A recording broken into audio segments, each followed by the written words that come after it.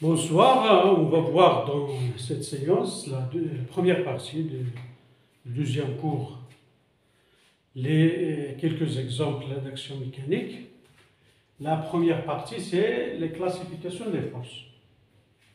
Comme on a déjà vu, on a les forces en contact et les forces à distance. Les forces en contact, on parle des forces en contact lorsqu'on a un contact entre les deux corps qui appliquent l'un sur l'autre une force. Et on parle des forces à distance lorsqu'on n'a pas contact entre les deux. C'est-à-dire, on va donner des exemples pour les forces en contact. L'exemple qu'on a dans cette photo, dans cette figure, c'est le pêcheur exerce une force sur la canne. Donc il y a un contact entre la main du pêcheur et la canne. Et on a aussi dans la deuxième photo un exemple de force à distance, c'est l'aimant exerce une force sur l'aiguille aimantée. L'aimant, c'est-à-dire le magnétisme, exerce une force à distance sur l'aiguille aimantée. Et l'exemple qu'on a déjà vu, c'est la force qu'exerce la Terre sur tous les corps qui se trouvent dans le champ de pesanteur de la Terre. Donc c'est des exemples de forces en contact et des forces à distance. Donc on classifie les forces en contact et les forces à distance selon le contact qu'on a entre les deux corps qui appliquent l'un sur l'autre une action mécanique. Pour les forces en contact, on a les forces en contact réparties et les forces en contact localisées. On parle des forces en contact réparties quand on a un contact entre les deux corps sur une surface considérable. C'est-à-dire l'exemple qu'on parlait, ou bien si on prend l'exemple d'un livre sur la table, le contact entre le livre et la table sur une surface considérable, donc le contact entre les deux corps est réparti. C'est-à-dire la force appliquée par la table sur le livre est une force répartie. Force en contact répartie. L'exemple d'une force localisée, lorsqu'il y a un contact sur une très petite surface entre les deux corps. C'est-à-dire une petite surface qu'on peut considérer comme un point matériel. C'est-à-dire on parle d'un contact ponctuel. Dans ce cas-là, on parle d'une force localisée. L'exemple d'un fil est encore, donc, comme cela. On a déjà vu ça. Le contact entre le fil et le ballon est sur une surface qu'on peut la considérer comme un point matériel, c'est-à-dire ponctuel. Donc, force en contact répartie, force localisée. La deuxième classification. La troisième, c'est les forces internes et les forces externes.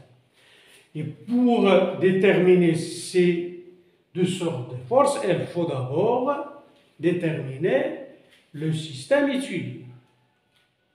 Si la force appliquée par un corps qui appartient au système étudié, on dit que cette force est interne. Si le corps n'appartient pas au système étudié, on dit que la force appliquée par ce corps est externe. Et là, je vais citer un exemple. On a, par exemple, un récipient qui contient trois ballons, B1, B2, B3.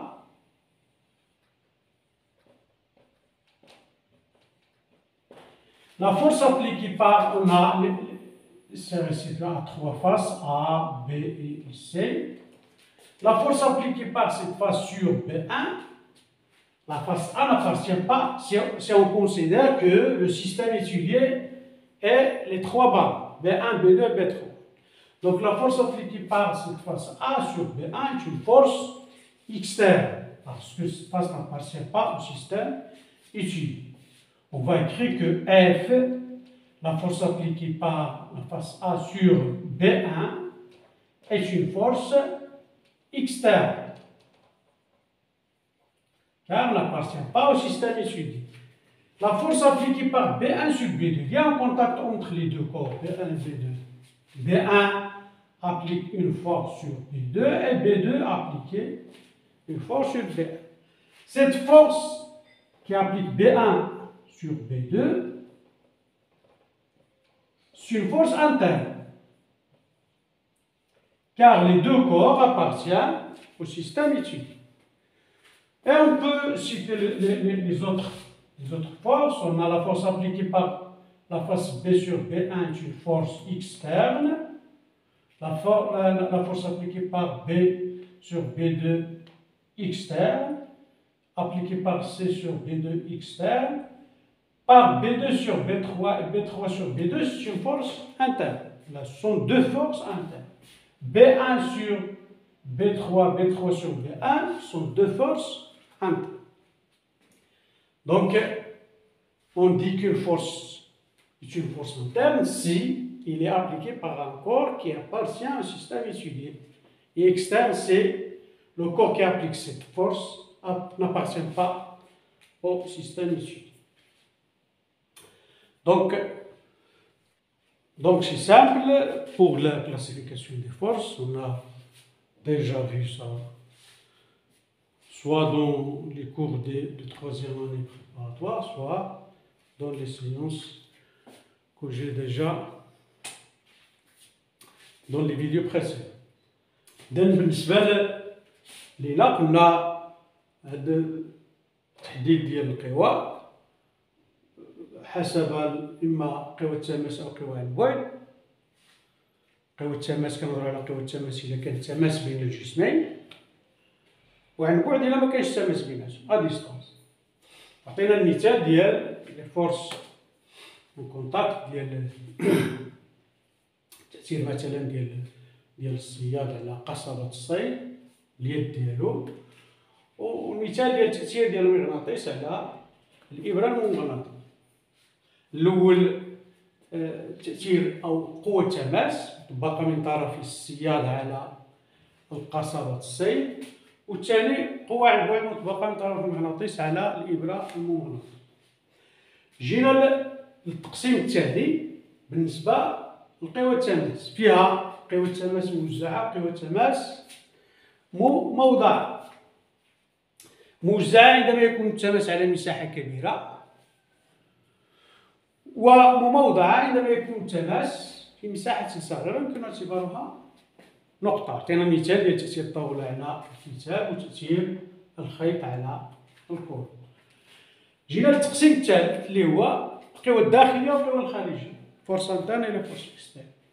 وقلنا كنهضروا على قوة داخلية عندما يكون الجسم الذي يطبق هذه القوة ينتمي إلى المجموعة المدروسة، وقوة خارجية عندما يكون الجسم الذي يطبق القوة لا ينتمي إلى المجموعة المدروسة. أعطينا هذا المثال. إذن هذا كل ما يخص هذا المحور أو هذه الفقرة بالنسبة للدرس الثاني اللي هو أمثلة لبعض التأثيرات الميكانيكية. في الدرس أو في الحصة المقبلة غادي نطرقوا دائما في نفس الدرس طبعا لواحد النوع خاص من القوى اللي هي القوى الضاغطة، يعني القوى التي تطبقها الموائد سواء الغازات أو السوائل، لا فورس خيسونت. وغادي نذكروا على مفهوم الضغط الوحدة ديالو إلى ذلك. إذن تسناونا في الحصة المقبلة باش نكملوا هذا المثال اللي هو ديال التأثيرات الميكانيكية اللي هو مثال خاص ديال القوى الضاغطة المطبقة من طرف المواد. La force pressante appliquée par les fluides, c'est-à-dire les gaz et les liquides. Merci.